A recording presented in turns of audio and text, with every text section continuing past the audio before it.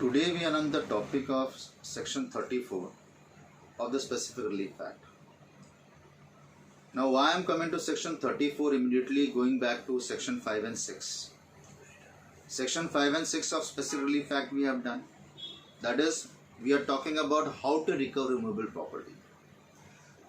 So we'll go back to the other sections, but I am coming to section 34, that is declaratory decrees. Declaratory comes from the word declaration. That is, I have to seek a declaration. So when you have to seek a declaration, you have to invoke section 34. Now what is declaration? Why you will seek a declaration? Whenever there is a question with respect to right, title, interest, or there is somebody who is denying your right, title and interest, and if this is the situation, then you have to file a suit for declaration. Now I'll give you a very small example to understand. Now let us say a landlord had appointed a tenant. Now under the Maharashtra Rent Control Act, once a person is appointed as a tenant, then his legal heir will automatically continue the right of being a tenant. अब क्या होता है, मैंने एक बंदे को tenant appoint किया, tenant मर गया. After the tenant dies, his legal heirs are residing there. Let us say his son is residing there. Now if his son is residing there, what I do is, I approach the son. I as a landlord approach the son and say, my contract with your father has died, so the contract is over. Now go away. Leave the premises. Give the premises to me.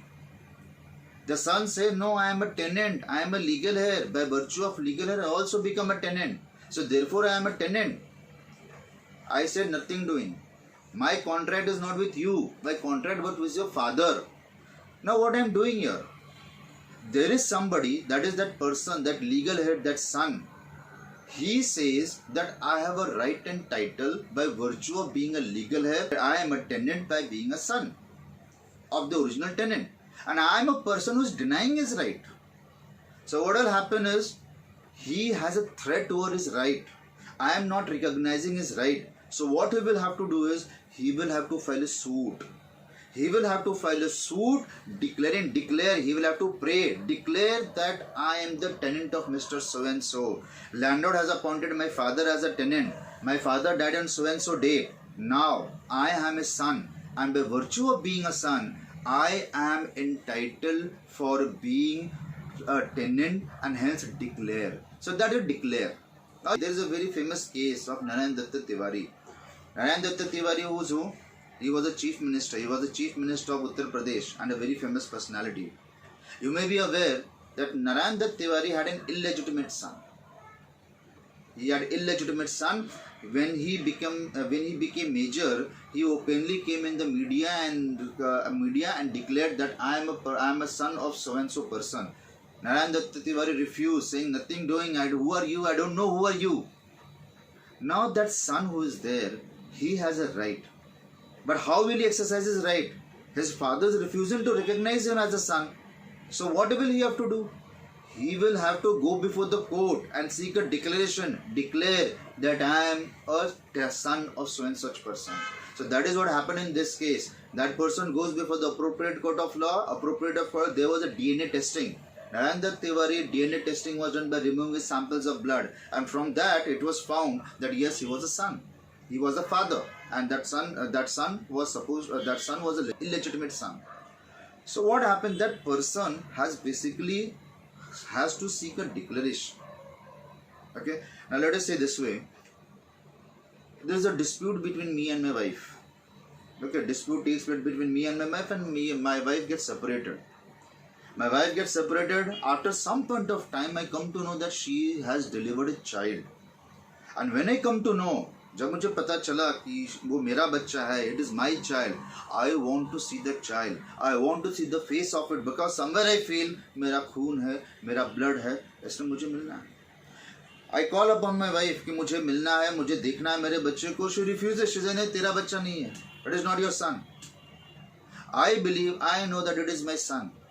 And she is refusing to recognize my right as a father of that son. So what will I have to do? I'll have to go before the court of law and seek a declaration. Declare that I am the father of such and such person. Okay? I suppose it is clear, but still I give you one more situation. Let us say I have entered into an agreement for sale with a particular person, with Mr. A. I entered into an agreement for sale. Now you know, in respect of immovable properties, flat transaction और land transaction जो होते हैं, one shot payment कभी नहीं होता. Payment parts में होता है, earnest money, some payment in 30 days, the remaining payment 30 days, ऐसे करके payment होता है. So मेरी एक agreement होती है Mr. A के साथ वो flat sale करने के लिए. Let us say the value is 1 crore. I pay an amount of 20 lakhs as an earnest money. Remaining money has to be paid 30 lakhs after 30 days. Then the remaining money after 30 lakhs. 30 lakhs after 30 days. ऐसे करके 3 installment में payment है. I pay 20 lakhs, 30 lakhs, 30 lakhs. That means I have already paid 80 lakhs. Now the final payment is to be done when he is supposed to give me the possession. 30 दिन हो गया, मेरा पैसा ready है, मैं उसको जाता हूँ, ले पैसा ले, मेरे को position they. He refuses. He is not agreeing. He is not saying. I issue him a notice that ऐसे ऐसे हमारे बीच में agreement हुआ था, मैंने ऐसा ऐसा payment किया. You come and give me the possession. Take the money, give me the possession of the flat. When I issue him a notice, he replies to that notice saying what? That the agreement is forged. ऐसा कोई agreement हुआ ही नहीं. Now how I will be able to seek remedy of possession of the flat? मैंने जो section 5 और 6 में किया था possession of the flat. How I will be? I will have to file a suit under section 5 and 6, no doubt. But at the same time, the court will give me the possession of the flat only when it comes to the conclusion that I am the owner. And for coming to the conclusion that I am the owner, the court has to come to the conclusion that the agreement is valid. Because only valid agreement is enforceable. Agreement which are enforceable can be done. Otherwise, तो होगा नहीं. Now the other party is saying that the agreement is fraud. I am saying that the agreement is valid. Who will decide? It is the court who will decide. So therefore, when I will file a suit under section 5 and 6 for recovery of the movable property, the first prayer which I will have to ask is, declare that the agreement entered into between me and him is valid, subsisting, legal. It is only when that declaration is given by the court, yes, the agreement is valid. Now the agreement is valid, that means I am declared as owner. Now I am declared as owner, then the court will say that yes, you are entitled for the possession of the property. Hence, it goes this way. If the person is having right title and interest, and there is somebody who is denying that right title and interest, or there is an apprehension that there is somebody who is going to deny. So सवाल ये नहीं है कि आज वो deny किया.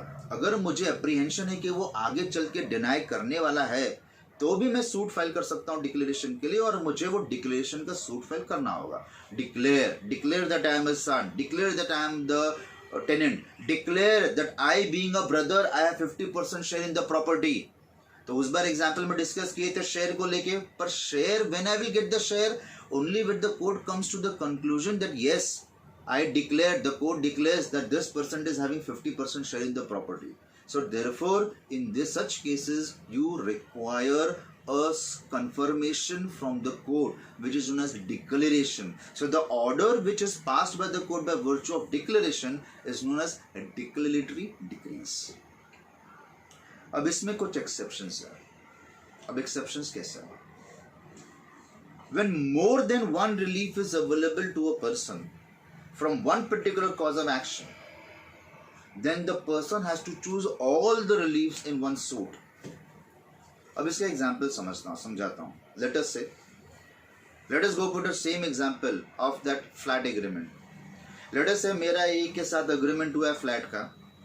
उसने वही, मैंने नोटिस भेजा, नोटिस का उसने रिप्लाई भेजा that the agreement is fraud, agreement is forged.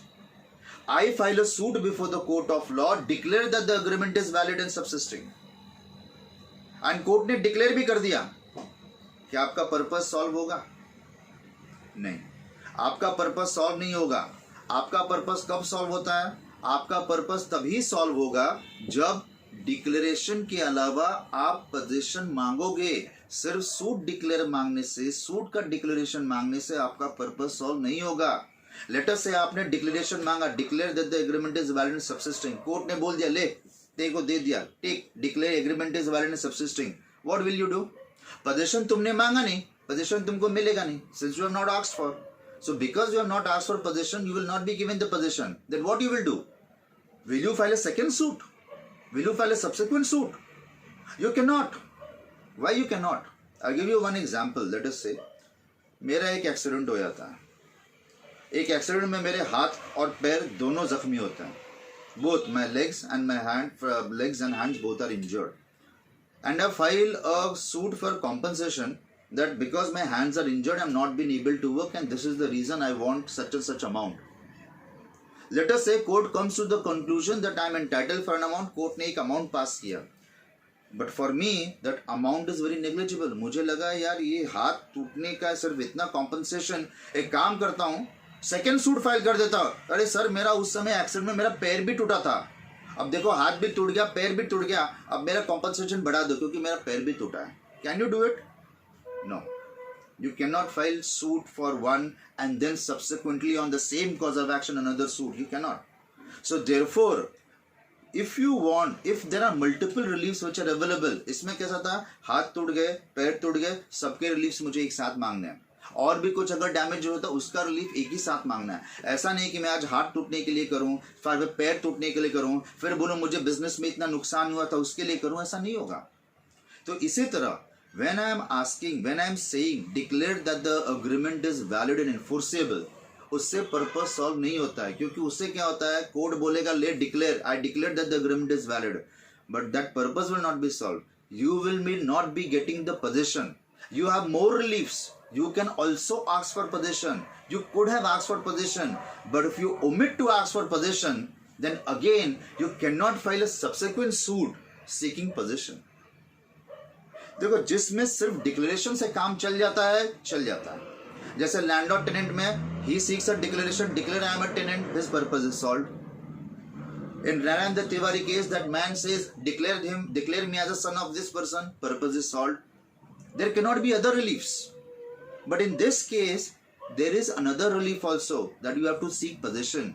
If you fail to seek possession, you cannot subsequently file a suit once again for seeking possession.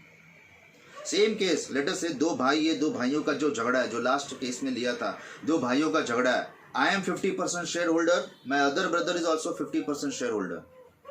I file a suit, declare that I am a legal heir of mister so and so, as a result of which I declare that I 50% share holder. Let us say court ने declare कर दिया, yes you are 50% share holder. क्या होगा उससे? आपको अपना 50% share मिल जाएगा? Share नहीं मिलेगा, क्योंकि आपने प्रॉपर्टी का पार्टीशन नहीं मांगा, प्रॉपर्टी का पोजीशन नहीं मांगा. So therefore besides declaration you also have an option to seek relief of position.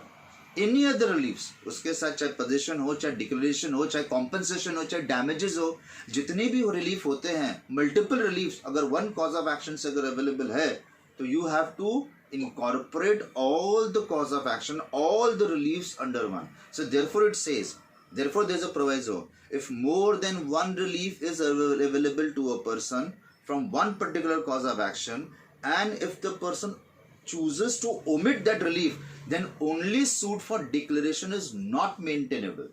तब सूट आपका मेंटेनेबल ही नहीं है. अगर मल्टीपल रिलीफ्स अवेलेबल है, आप जानबूझ के छोड़ते हो, अगर जानबूझ के आपने रिलीफ छोड़ दिया है, तो आपका वो सूट मेंटेनेबल नहीं है. क्यों? क्योंकि आपके मल्टीपल रिलीफ्स है, तो मल्टीपल रिलीफ्स आपको इनकॉर्पोरेट करना चाहिए. Now you must have had the number of cases which is very meritorious cases पर हार जाता है.